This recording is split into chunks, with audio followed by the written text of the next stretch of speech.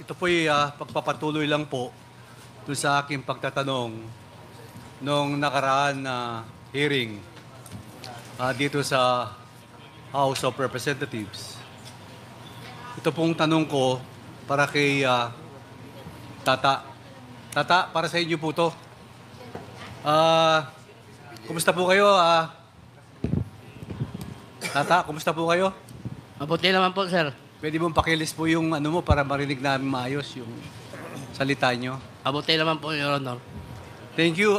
Tata, pwede bang pakibasa mo ulit yung number 28, 29 at number 30 ng affidavit mo dated noong August 21 yata? Comsec, can you please give a copy to Tata? Pakibasa mo at para marinig ng ating mga nanonood sa ating bansa at sa ating mga kongresista. 28, 29 po. Opo, 28, 29, and 30. Habang naglalakad kami, papuntang investigation section, tumunog ang cellphone ni Superintendent Padilla. Nakita ko na pinindot ni Superintendent Padilla ang kanyang cellphone. Nadinig ko na sinabi nung tumawag kay Superintendent Padilla, "Congrats, Superintendent Padilla. Job well done." Pero grabe yung ginawang dinuguan. Alam ko na ang kausap ni Superintendent Padilla ay That is number 29 po. Number 29 po to, no? Sige po, tuloy po. Alam ko na ang kausap ni Superintendent Padilla ay si Presidente Duterte. Dahil pamilyar ang boses niya. Number 30. Pagkatapos ng tawag, sabi ni Superintendent Padilla sa mga kasamahan niya doon, tumawag si Presidente, nag-congrats sa akin. Dahil sa sinabing ito ni Superintendent Padilla, kaya lalo akong napaniwala na ang tumawag sa kanya ay si Presidente Duterte. Salamat, Tata. Ngayon, nandito na po ang ating Colonel Padilla. Colonel Padilla, sa iyong sinumpaang salaysay, maaari niyo po bang basahin ang number 4 at number 6 ng supplemental affidavit mo? Comsec, could you please give him a copy so that he can read? Yes, Your Honor, Mr. Chair. Dito po sa aking affidavit, babasahin ko po. Pinapatutuhanan ko ang sinabi ni Tata na nung papunta kami sa investigation section, ay tumunog ang cellphone ko at ito ay sinagot ko.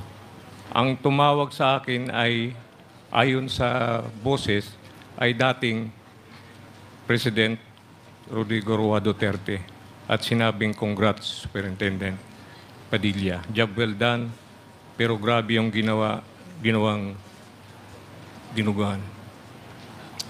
So, Colonel Padilla, ngayon binasa mo yung sa yung salaysay na number 4 and 6.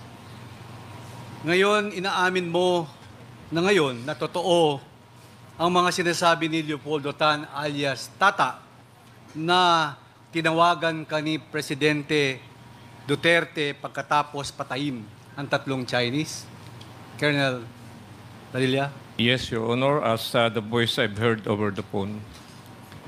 Inaamin mo ang lahat na ito ang sinabi ni Jimmy Fortaleza last hearing na nagkausap kayo ni Colonel Garma. Yes, Your Honor, Mr. Chair. Inaamin mo din na nagkausap kayo ni Colonel Leonardo na sinabing papatayin nila ang tatlong Chinese national. Yes, Your Honor, Mr. Chair. Ngayon, meron akong huling tanong sa iyo, Colonel Padilla. Pag nag-uusap po kayo ng dating Presidente Rodrigo Roa Duterte, through personal na telepono ba ang dating Presidente ang pinagtatawag nyo o may iba pang telepono na ginagamit nyo? Ano ang ginagamit nyong telepono? During that time, I have my cell phone, Your Honor, Mr. Chair. Personal. So, sino ang hindi ba nakarehistro yung telepono sa iyong pagtawag nung nakareceive ka ng calls? Hindi po. Well, anyway, Mr. Chairman, yun lang po ang gusto kong malinawan at least. Last hearing kasi, tinatanong ko po ito, nag-interject po si Congressman Fernandez for the executive session. So ngayon po, malinaw na po sa ating taong bayan at sa ating mga kasama dito lahat at nanonood sa buong Pilipinas at sa buong mundo. At ito po ay narinig nating lahat. I rest my case, Mr. Chairman. Thank you. Thank you, Congressman Gonzales. Before we acknowledge the next interpellator, let me just recognize the members who are present in this committee hearing. Congressman Roberto Y. Puno, Congresswoman Arlene Brosas, Congressman Jefferson Konghun, Congresswoman Midi Kua, Congressman Joboy Aquino, and Congressman Bambi Amano. Welcome to the committee hearing. Now, the next interpellator is Congressman Paulo Ortega V.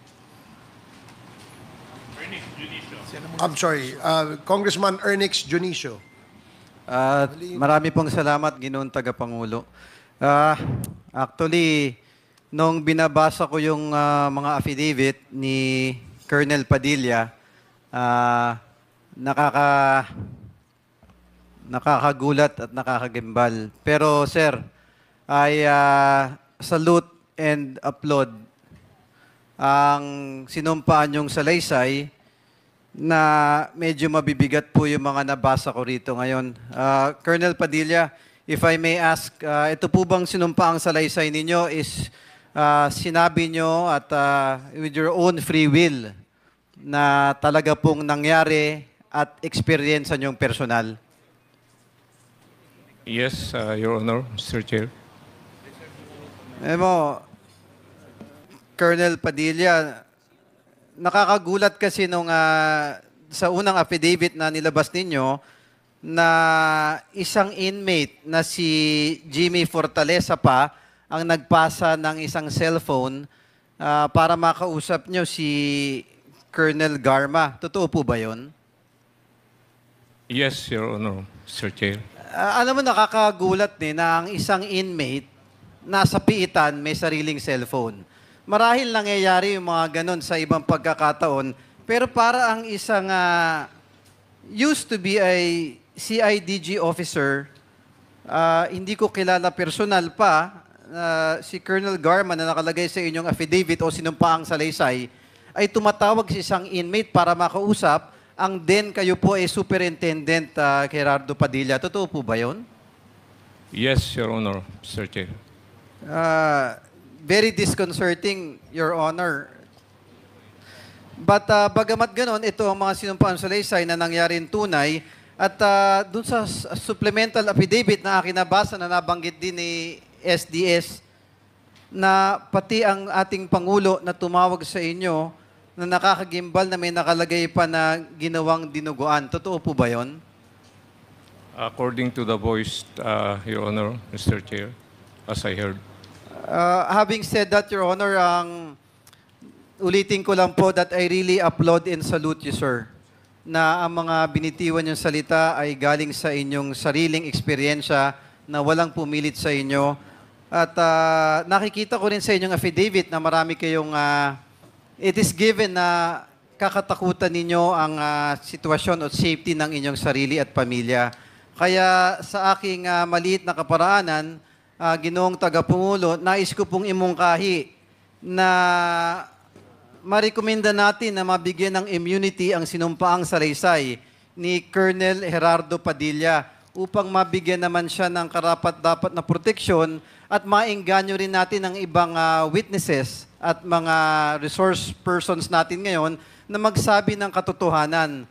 At lumabas talaga ang totoo na wag po kayong matakot at naririto po ang Congress, ang mga kongresista para bigyan po kayo ng suporta at lumabas ang katotohanan po.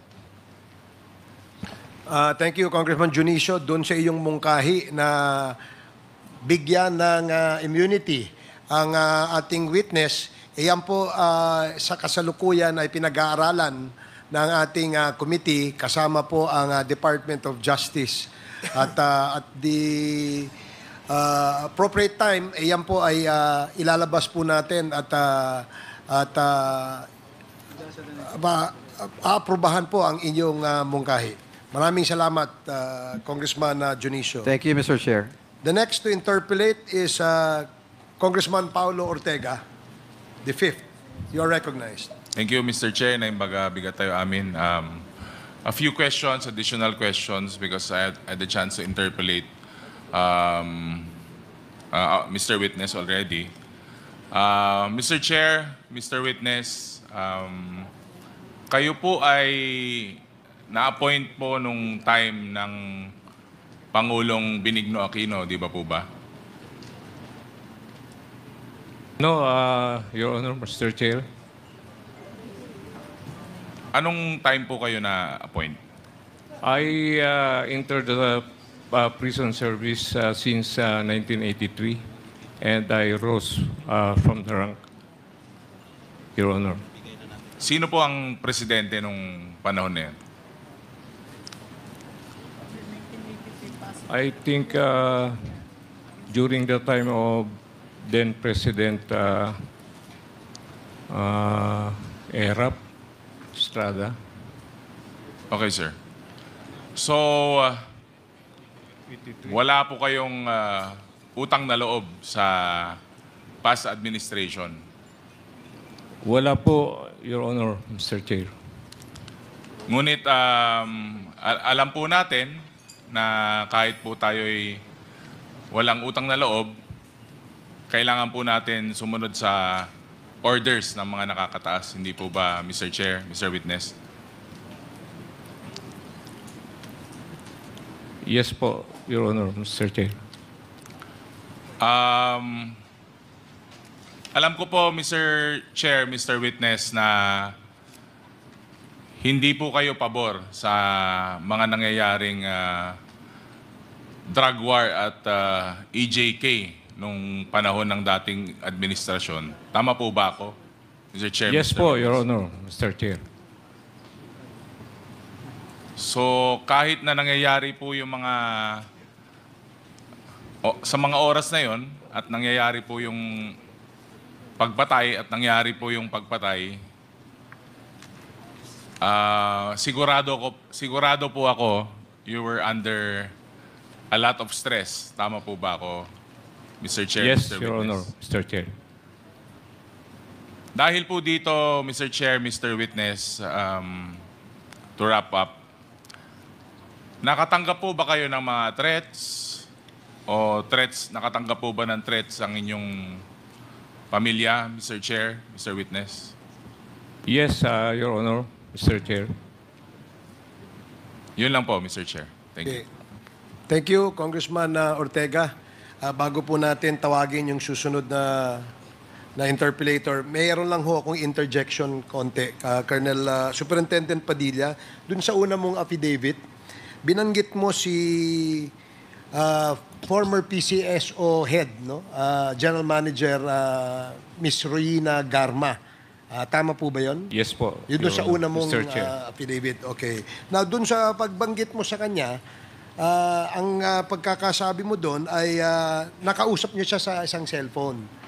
Yes po, Your Sa Honor. cellphone ni isang PDL, ang pangalan ay Jimmy Fortaleza. Tama Yes po ba? po, Your Okay. Honor. Pwede ba, maaari niyo po bang ituro sa amin kung sino si Colonel Royina Garma dito sa bulwagan na ito? Hindi ko po masyadong ko ng ang mukha, Your Honor, Mr. Chair. Hindi niyo Hindi kilala ko po yung mukha? kilala. Okay. Nandiyan ba siya sa kanan mo?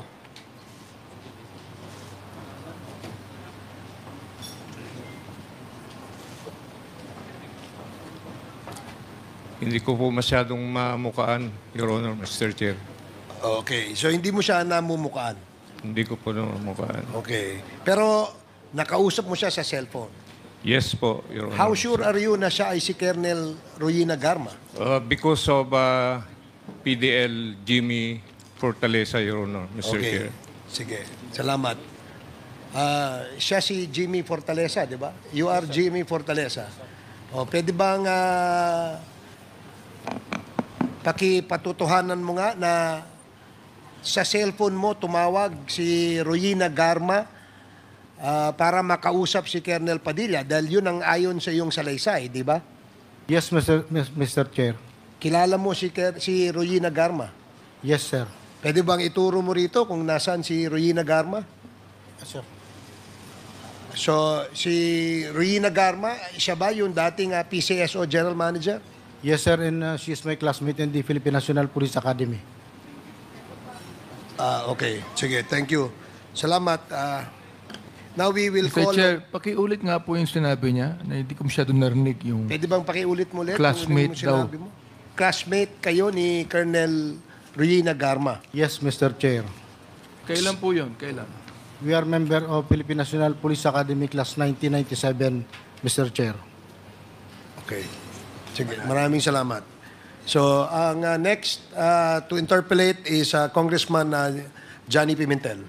You're recognized. Thank you, Mr. Chair. We have already had 3 hearings wherein Colonel Padilla was a resource person. In those 3 previous hearings, Colonel Padilla has submitted 5 affidavits. Yung unang sinabit po niya is sa August 27, wherein he denied any involvement in the killings of the 3 nationals. Then on September 2, Mr. Chair, nag-submit na naman po siya ng affidavit. However, this time he has admitted that Colonel Ruyina Garma indeed talked to him over the phone through the prodding of Jimmy Fortaleza. Now, on September 4, meron na naman po siyang sinubmit na affidavit po na pinatotohanan niya yung sinabi ni Leopoldo Auntalan Jr. na tumawag sa kanya si former President Rodrigo Duterte and congratulating him. Now, on September 9, nag-execute na naman siya ng sa supplemental affidavit. At dito po, may hinahayag na naman siyang importanteng impormasyon sa komitiba wherein tinuturo niya si Colonel Garma ang isa sa mastermind ng pagpatay ng Chinese nationals. Bakit ko po sinasabing isa sa mastermind si Colonel Garma? Because we already know the facts based on the several resource persons that have testified in this hearing. At lahat po doon sa mga affidavit ng 3, ni Jimmy Fortaleza, ni Leopoldo Auntalan, at saka ni Colonel Padilla, lahat po ay nagtuturo na si Ruyina Garma ang nag-utos na ipapatay yung 3 Chinese national. Ngayon, Mr. Chair, balikan ko lang po si Colonel Padilla. Kasi nintunan yung po ninyo si Mr. Chair, si Colonel Padilla. Nang tinanong ho niyo siya kung kilala ba niya si Colonel Garma. Ang sagot po ni Colonel Padilla, hindi ho niya kilala. However, Colonel Padilla, on paragraph 5 of your second supplemental affidavit, bago mangyari ang pagpatay sa 3 Chinese drug nationals na nakadetain sa nasabing piitan, ay tinawagan ako ni Colonel Edelberto Leonardo. Itong si Colonel Edelberto Leonardo, ito po ang amo ni Colonel Garma. sa CIDG sa Davao Station. Pagdating ko sa station ay nandun si Colonel Garma. Based sa sinumpaang salaysay po ninyo. Kinausap ako ni Colonel Leonardo ng mga 30 minutes at mga bla bla bla. Pero very clear po dito, Colonel Padilla, na nag-meeting po kayo bago nangyari yung insidente, bago po nangyari ang krimen, nakipag-meeting po kayo sa CIDG station in the presence of Colonel Leonardo and in the presence of Colonel Garba. Imposible naman po na nag-usap kayo na almost 1 hour, 30 minutes to 1 hour. At kaharap nyo si Colonel Leonardo at si Colonel Garma, hindi ho nyo maturo dito. Medyo napaka-imposible pong sitwasyon, Mr. Chair. So ano po ba? Kilala nyo ba si Colonel Garba o hindi? Baka nagbago ang itsura niya. Nagbago po ang itsura kasi nagbago. slim pa siya nung nagkita kami, Your Honor, Mr. Chair. Ganun po ba? Opo. Pero alam mo nyo, based on forensics, ang tao po, pag maliit pa, hanggang paglaki niya, kahit na tumaba siya, kung kilala mo talaga siya, kung nakausap mo na siya, whether he became fat, whether he was thin, makikilala ho ninyo. Gaano ho ba katagal ang meeting ninyo with Colonel Leonardo and Colonel Garma? Wala pong mga 30 minutes lang, Your Honor, Mr. Chair. 30 minutes. Okay. So the fact, Mr. Chair, is that there indeed was a meeting in the office of the CIDG station wherein Colonel Garba is one of the main actors of this incident. Ito, inalalagay ko lang po ito sa record para yung buong salaysay ay malaman po ng buong madlang publiko. Para maintindihan po ng publiko na na-corroborate na po yung statement ng resource person na isa at saka yung resource person ni na si Jimmy Fortaleza. So, Mr. Chair, I would direct my questions later on to Colonel Garma. Kasi yung po talaga ang ikangang main actor po dito. I just wanted to put in record that indeed there was a meeting that was held in the CIDG station sometime between July and August, and that is where the plan was hatched to kill the 3 Chinese nationals. It was a conspiracy that started from the topmost official of the country all the way down to the lowly officials, pati yung mga gwardya po, kasama po dito sa krimen na nangyari. So I'll reserve my questions later on, Mr. Chair, to Colonel Garma. Thank you, Mr. Chair. Thank you, Congressman Pimentel. The next to interpellate is Congresswoman Jinky Luistro. You are recognized. Thank you, Mr. Chair. I wish to direct my questions to Colonel Garma. Colonel, ano pong tunay niyong pangalan, buo na pangalan? Mr. Chair, Royina Marzan Garma. Pwede ko po ba kayong tawagin na Colonel Garma? It's okay, Mr. Chair. Yes, ma'am. Alam po niyo, becoming a lady officer in uniform, that's one of my dreams.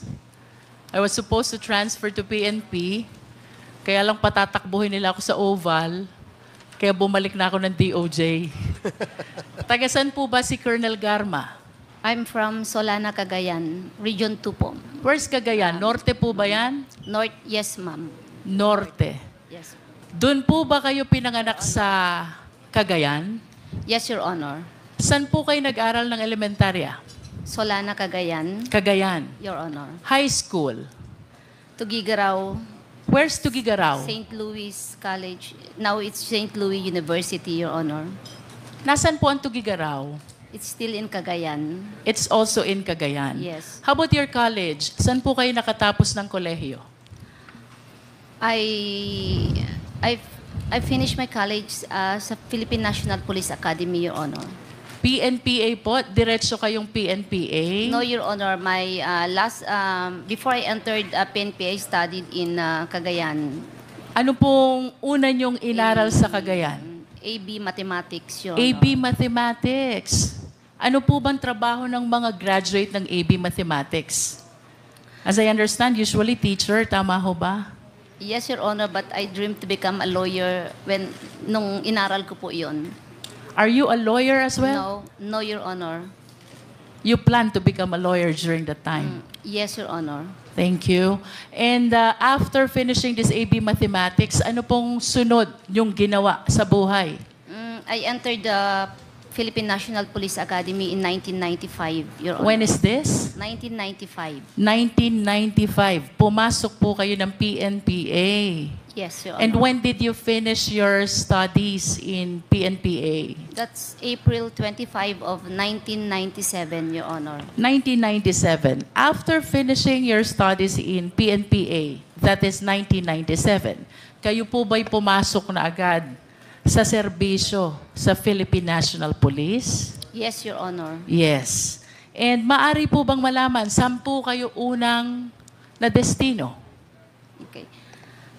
We were based in Camp Crame. We were made to choose kung ano pong region ang gusto namin. 3 po ang hiningi sa aming region during the time. So, pinili ko po ang Region 11, Region, I think, 13, and then Region 2 was my last option. Based on Mr. my Chair. research, Colonel Garma, 1996 to 1998, kayo po ang anti-vice unit head ng Davao. No, Mr. Chair, it's from 1997. So this is 97 to 98. That's October. Yes, and you will agree with me during that time, kakagraduate nyo lang from PNPA. Somehow. Yes, Your Honor.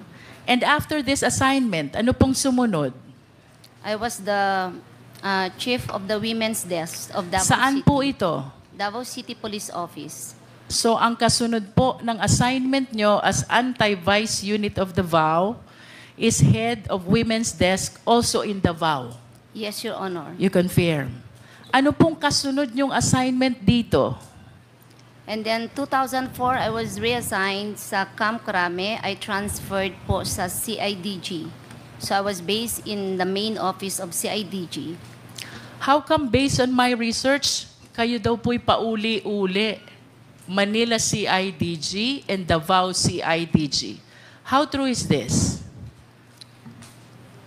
Yes, Your Honor. In 2004, I was reassigned to Camp Crame. So change of unit po from PRO, Police Regional Office 11, I was transferred to a National Support Unit, which is the Criminal Investigation Detection Group.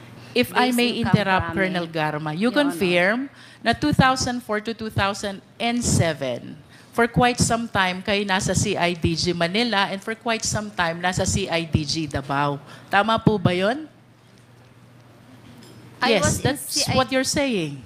I was in CIDG Manila until, I think, June of 2005.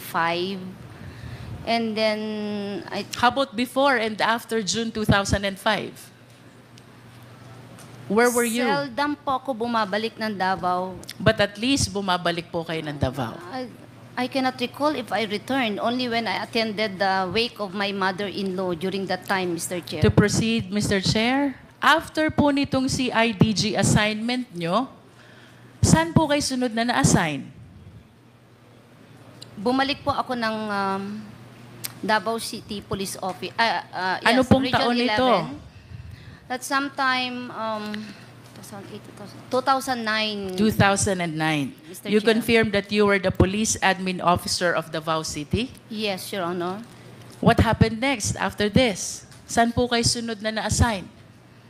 Almost 3 years after, I was assigned as station commander of Sasa Police Station. That's Station 4 of Davao City Police Office, Mr. So you Chair. confirmed that 2011 to 2016, kayo po ang station commander ng SASA, also in Davao? It's not until 2016, Mr. Chair. It's Maybe until 2015. 2014, and from 2014 to 2015, that's Santa Ana Police Station of Davao City Police Office. But So- again, Santa Ana is likewise in Davao. Yes, Mr. Chair. And what happened after the Santa Ana Davao assignment? January, I was issued an order to undergo police officers senior executive course.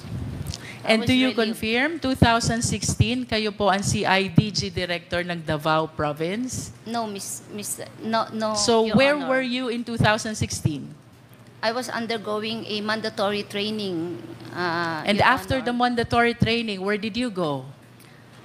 January of 2017, I was designated regional chief of CIDG Region 7, Mr. Chair. Where is that? Region 7. What Cebu. province is this? Cebu. Cebu.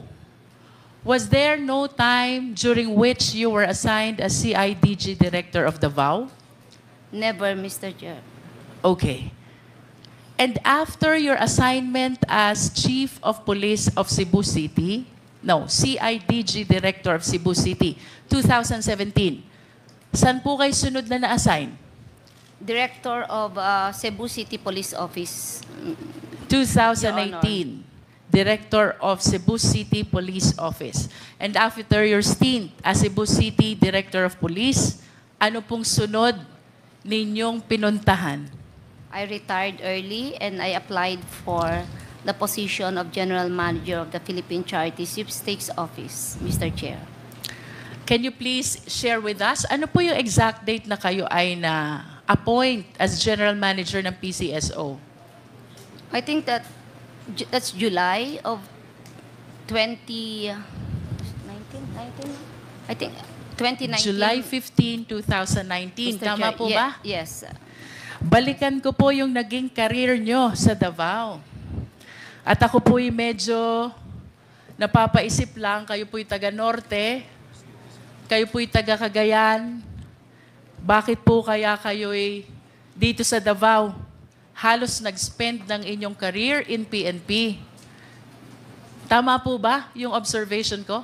Yes. Almost Your your Honor. entire career was spent in Davao. Yes, Your Can you Honor. describe to us, ano po ba ang peace and order situation sa Davao from 1997 until 2015? It is very peaceful, and it is one of the most livable city in the Philippines, Mr. Chair. Very peaceful and one of the most livable city. What do you think is the reason kung bakit po peaceful and one of the most livable city? I think because of the overwhelming support of the LGU sa police, and the social welfare of Davao City is really working. You and addressing mentioned- poverty. You mentioned about the overwhelming support of the LGU to PNP. Yes, Mr. Chair. Yes, Of Your course, Honor. it is a common knowledge as early as 1988, mayor na po ang ating dating Pangulo, former President Rodrigo Roa Duterte. Yes, Your Would you Honor. agree with me if I would say na kaya po peaceful at livable ang Davao is because of the leadership of the former President? Yes, Your Honor. You agree? Yes, I agree. And would you agree with me also if I would say, kaya po kayo nainganyo na dito manatili sa Davao, nagustuhan nyo ang leadership ng dating Pangulo sa Davao? No, Your Honor. So what is the reason? My ex-husband is from Kidapawan. Where's Kidapawan? That's Region 12. And It's near Davao. Yeah, and he convinced me that Davao is better than I Cotabato understand. or Region 13. Colonel, of course you will agree with me that generally speaking, ang mga mayors po, may discretion yan. Kung sino yung mga police officers na magse-serve sa kanilang area of jurisdiction. Sumasang-ayon po ba kayo? Yes. That is a Yes, common Your knowledge. As a matter of fact, noon pong kayo na-appoint 1997 to 1998, anti-vice unit head of Davao. Hindi po ito mangyayari without the conformity of the former president. Tama po ba? Because he is the mayor. No, And the Your- mayor can say, I want someone else. No, Your Honor. I No? earned it, Your Honor. Okay. How about your appointment from 1999 to 2004 as head of Women's Desk of Davao? Don't you think ito po'y idinadaan at ikinukonsulta sa mayor before an officer is assigned? I am not aware of that policy during that time, Your Honor. Well, I'm sharing with you, Colonel Garma, that by way of general practice, kinukonsulta po ang mga mayors kung sino ang i-appoint na officer dun sa kanilang area of jurisdiction. I'm speaking based on experience because I came from the LGU. How about your appointment from 2004 to 2007 as CIDG Officer of Manila? Paano po kayo napunta sa Manila? Mr. Chair, way back 2004, my marriage was on the rock. So I have to leave Davao because of a scandal. In other words, kaya lang po kayo umalis ng Davao during this time Yes. is because your marriage is failing already? Yes, Your Honor, and there was a big scandal, so I have to leave Davao. Thank And, you. Colonel Garma, how about 2009? You were Davao City Police Admin Officer. Would you agree with me if I would say na hindi po kayo mapupunta dito kung hindi payag ang dating Pangulo? No, Your Honor. How about your appointment from 2011 to 2016? Station Commander po kayo ng Davao? At ito po hindi rin mangyayari kung hindi payag at walang conformity ang dating Pangulo. Sumasang-ayon po ba kayo? Because it is a station commander position, it must be approved by the office of the mayor, Mr. Chair. So you agree? Yes, Mr. And I your made- appointment in Santa Ana, Davao, this has to be with the conformity of the mayor as well. Tama po ba? Yes. Maybe yes, yes. And 2016, you were appointed as CIDG Director of Davao. No, January 2017. Ito po hindi rin mangyayari without the conformity of the former president. Do you agree? I do not know, Your Honor. And we have to remind the committee, Colonel Garma, that during this time, Pangulo na po ang dating presidente. He was elected 2016. So, the more reasons that we have to believe na mahirap pong magpa-appoint ng CIDG director kung walang conformity ang dating Pangulo. If you allow me to explain, Mr. Chair, Can you just limit your answer to the question, Colonel? I do not know if there's an intervention or what. I just received the order that I have to report to Region 7 as the director of CIDG. Thank you for your answer. Your We're Honor. taking your answer as it is. Yes. And 2018, kayo po'y na-appoint na city director ng Cebu City. Yes, Your Honor. And based on my research, hindi po ito gusto ng mayor ng Cebu. And yet, you were appointed as Cebu City Director. Why? The position was offered to me by General Sinas, Your Honor. And I thought that mas maganda, I will take the opportunity because very seldom po na ang babae sa PNP mabigyan po ng ganong posisyon at isang karangalan po na magsilbi as director ng isang syudad na malaki. So yun pong dahilan kung bakit ako napunta dyan because it was offered by General Sinas. Thank Mr. you for Chair. your answer, Colonel. How about your appointment as PCSO General Manager? I applied for the position, Mr. Chair. Who was the appointing authority? The President, Mr. The Chair. President was the one who appointed you. At kanina po sinabi nyo na nag-retire kayo ng maaga. Yes, Mr. How Chair. early did you retire from the PNP to accommodate the appointment in PCSO? I served the Philippine National Police for 24 years, Your Honor. 24 years. Tama po ba yung kwenta ko na 10 years before your retirement ay lumipat na po kayo ng PCSO? 10 years? Yeah, yes. Before I'm the correct. mandatory retirement, Mr. Chair. Okay Your po. Honor. At kayo po ba'y sasang-ayon sa akin if I would say, nang inaral nyo nung kolehiyo, AB Mathematics, Leadership Course, and Public Safety, these are all alien to the function of being a PCSO General Manager. Malayo, di ho ba? I don't agree, Mr. Chair. We're taking your answer. Nonetheless, Mr. Chair, Colonel Garma, the reason why you were appointed for PCSO General Manager is because the President trusted you that you can discharge the function of this office. Tama po? Possible, Mr. Chair. Otherwise, hindi po kayo i-appoint kung hindi po kayo pinagtitiwalaan ng Presidente. Tama po ba? It's possible, Mr. Chair.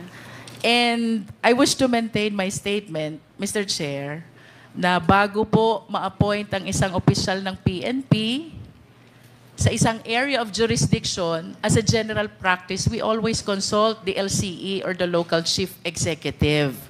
In other words, Madam Chair, Mr. Chair, I wish to state that the reason why almost the entire career in PNP of Colonel Garma was spent in Davao, the reason why he was appointed in Cebu City as city director, and the reason why he was appointed as PCSO General Manager is because pinagtitiwalaan po siya ng ating dating Pangulo, former President Rodrigo Roa Duterte.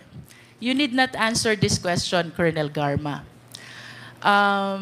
Tanong ko po sa inyo, do you trust the former President in the same way that he trusted you? Pinagtitiwalaan nyo din po ba siya kung paano niya kayo pinagtitiwalaan? Mr. Chair, can you, in what aspect, Mr. Chair? If I want that to be clarified. Siguro, it's a very let vague us talk question. about your career in the PNP. Let us talk about your position as General Manager of PCSO. Kayo po'y pinagtiwalaan ng Pangulo, dahilan kung bakit kayo naging matagumpay sa inyong career sa PNP. Kasama na po yung appointment nyo as PCSO General Manager. Ang maliwanag po, Colonel, malaki ang tiwala sa inyo ng dating Pangulo. You need not answer that. Ang tanong ko po sa inyo, kayo po ba nagtitiwala din kay Pangulong Duterte?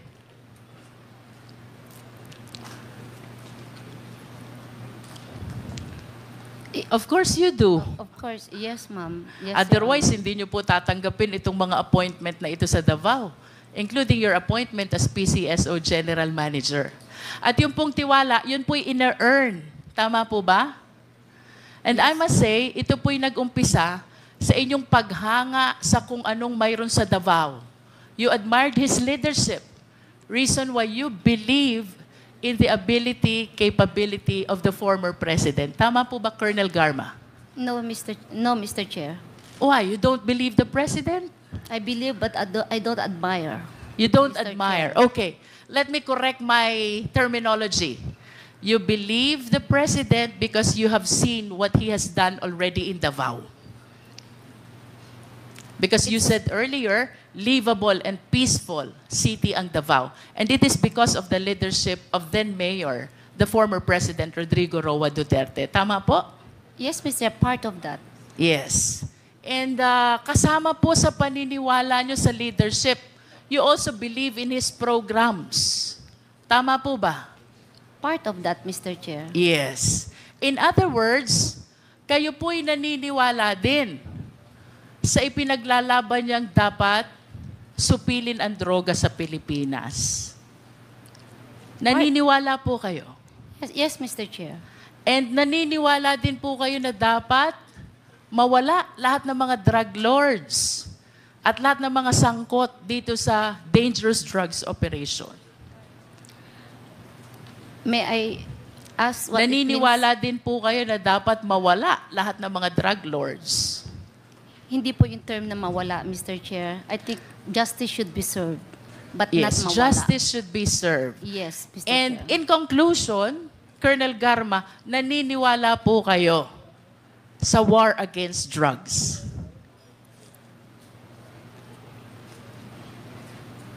I believe in the part ng program. Kasi po, if I can explain my answer, Mr. Chair, Wait, there's ilang parte ho ba mayroon ang program ng war against drugs?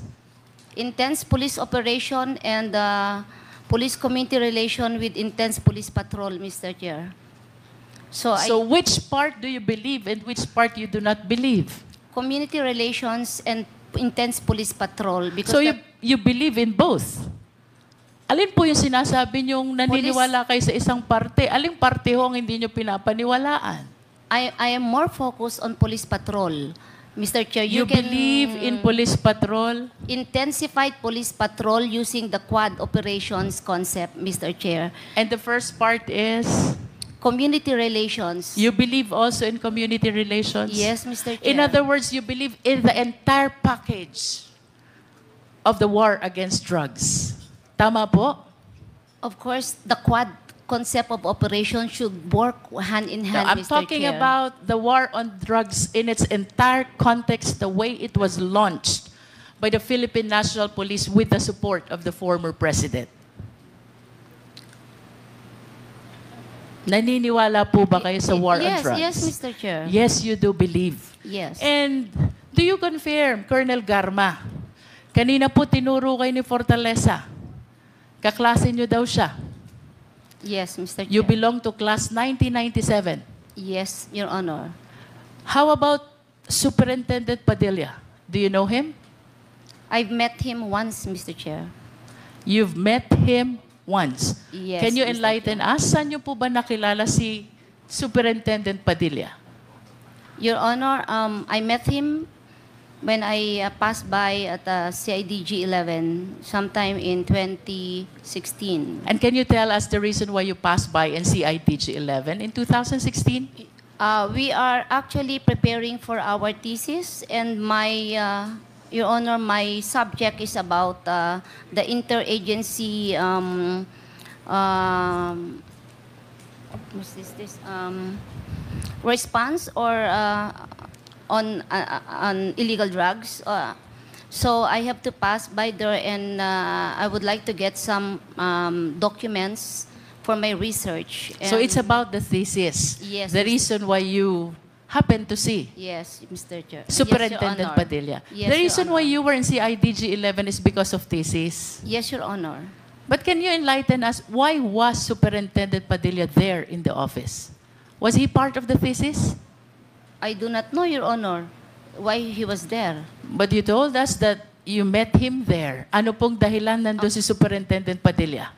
Nung po dumaan ako, Your Honor, it is, nasanay po ako sa courtesy to pass by the office of the head. Who Kung was ano the head during the time? It was Colonel Leonardo. So, can you again tell us what year is this and month if possible? I think it's just July of 2016. In I'm other not words, very you sure, Your confirm Honor. that one time in July of 2016, you happened to meet Superintendent Padilla and Colonel Leonardo. I You do not- confirm that? I Yun na do po not- yung sinabi nyo kanina. Yes. Nag-pass by kayo. Yes, Your Honor. You I passed confirm by. that? Yes. Yes. Kanina po you also admitted kaklase nyo si Fortaleza. Do you recall any incident na dinalaw nyo si Fortaleza sa Davao Penal Farm Colony? Yes, Your Honor. When was this? I think it was also July of 2016, Your Honor. July ulit. So yun pong pagkikita nyo kay Colonel Leonardo, it was because of your thesis. Yes, Your Honor. How about having called Fortaleza? No, Your Honor. Hindi nyo po tinawagan si Fortaleza? Never po. Okay.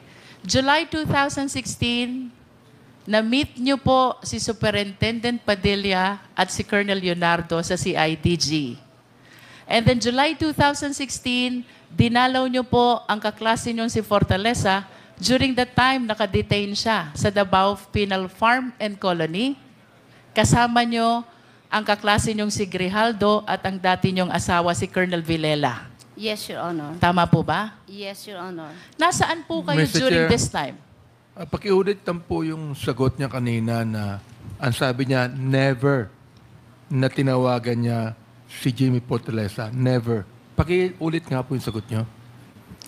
Can you please mention again, articulate again your answer to my earlier question? May naaalala po ba kayong pagkakataon na tinawagan nyo 2 beses si Fortaleza? 3 pa nga yata eh. Wala po ako Mr. Chairman, naalalang... Mr. Chairman, before, Yes. just quick lang po, Mr. Chairman. I just to remind Colonel Garma, you're under oath. Yes, Mr. If Chair. we prove that indeed you're lying, we might cite you in contempt. Yes, Mr. Chair. Thank you, Mr. Chairman. I'm about to wind up, Mr. Chair. During this time, July 2016 and August 2016, nasan po ang assignment ninyo, Colonel Garma? I was undergoing schooling, so I don't have a unit or assignment, Your Honor. Wala pa po kayong unit assignment. Yes. Wala po akong office. Wala po. But considering that almost your entire career was spent in Davao, I think it is reasonable to believe na kahit papaano, alam nyo po yung mga nangyayari sa Davao. Somehow, yes. Yes or no? Hindi ho lahat, Mr. Chair. Your Some. Honor. Would you say yes? Your Honor, hindi kasi ako mahilig lumabas, magkipag-socials. Okay, let me be sometimes I'm not specific, even Colonel updated, Garma. Except kung trabaho ko po yun, Mr. Did Chair. you come across the killing of 3 Chinese nationals in Davao Penal Farm and Colony? Of course, nabalita po eh, narinig namin, yes. Saan nyo po nabalita? Hindi ko na po ma-recall, but napag-uusapan Sino pong kausap nyo sa usapan na sinasabi nyo? kahit sinong pulis po. Kahit sinong Kasi pulis. it's a Can you big please name case. names? I Sino cannot- po yung mga pulis na nakakausap nyo tungkol sa 3 Chinese nationals na napatay? 3 Chinese drug lords na napatay po sa Davao Penal Farm and Colony. Wala, kahit sinong pulis na magsasabi na, may namatay na Chinese dun sa loob. Oh, really? Sino yun? Ganun lang po. Sabi nyo But po, I ang cannot daming recall. pulis. Can you at least name names? Name a few of them na nakausap nyo at nagsabi sa inyong may napatay na 3 Chinese drug lords sa Davao Penal Farm. During that time, I was undergoing schooling, Your Honor. So Yes, but probably mga earlier you classmates said, namin. Colonel Garma, that you were aware because pinag-uusapan ninyong mga pulis. Now tell us, I cannot- sino po yung mga pulis na nakausap nyo?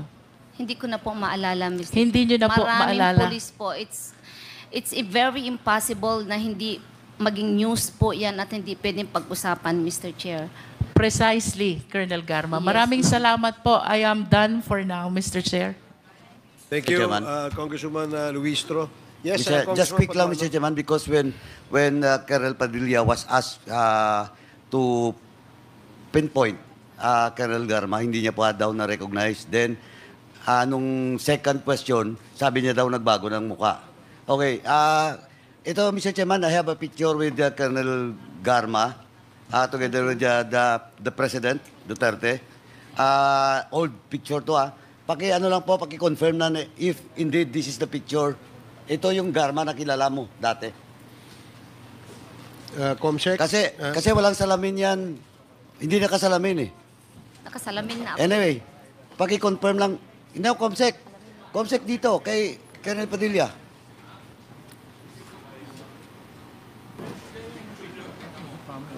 Colonel, do you confirm na yan yung Padilla, yan yung Garma na nakita mo noon? Yes, Your Honor, Mr. Chair. Thank you, Mr. Chairman. Just to confirm na indeed, nakita niya si Colonel Garma. Thank you, Mr. Chairman. Thank you, Congressman Paduano. So the next to interpolate is Congresswoman Pami Zamora. You are recognized. Magandang araw, Mr. Chair. Ang aking mga tanong ay si sentro. Lalo pa nating mapalalim ang ating pagkilala kay Colonel Garma. Hello, Colonel Garma. Hi, how are you? Gusto kong balikan how Colonel Garma rose from the ranks. Actually, let's go back to nung nasa PNPA siya. Ma'am, sinabi mo kanina na sinabi mo kay Kong Jinky na kayo nung mga kaklase nyo, dumalaw kayo, dinalaw nyo si Jimmy Fortaleza. Tama ba? Yes, Your Honor. Alright. So, kino-confirm mo, una, nakaklase mo si Jimmy Fortaleza. Yes, Your Honor. Pangalawa, kino-confirm mo, nakaklase mo din yung iyong ex-husband na si Chief Inspector Roland Villela. Yes, Your Honor. At pangatlo, kino-confirm mo na naging kaklase mo rin si former Mandaluyong Police Chief Hector Grijaldo. Tama ba? Yes, Your Honor. All right. Sabi mo kay Congresswoman Luistro na napunta ka sa Davao sapagkat yung asawa mo ay taga Mindanao. Yes, Your Honor. I mean, that was your chosen destination because your husband was from there. Yes, Your Honor. All right. Naintindihan natin yon. Ngayon, pangalawa, kailan kayo ikakasal ni Roland Villela?